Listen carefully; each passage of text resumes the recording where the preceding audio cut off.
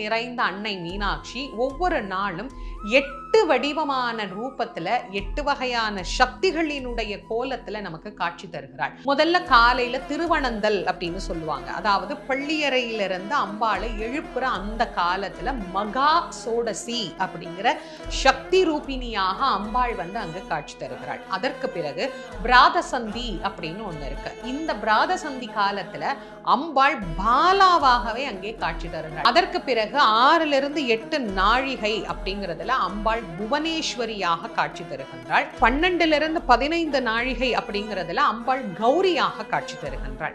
மதியானத்துல அம்பிகை ஷியாமளா அப்படிங்கிற ரூபினியாக காட்சி தருகின்றாள். சாயரட்சையில மாதங்கியாகவும் அர்த்தஜாமத்துல பஞ்சதசி அப்படிங்கிற தேவியினுடைய ரூபமாகவும் அருள் புரிகின்றாள். பள்ளியறைக்கு அம்பாள் திரும்ப இரவு போற போது சோடசி அப்படிங்கிற ரூபினியாக அம்பாள்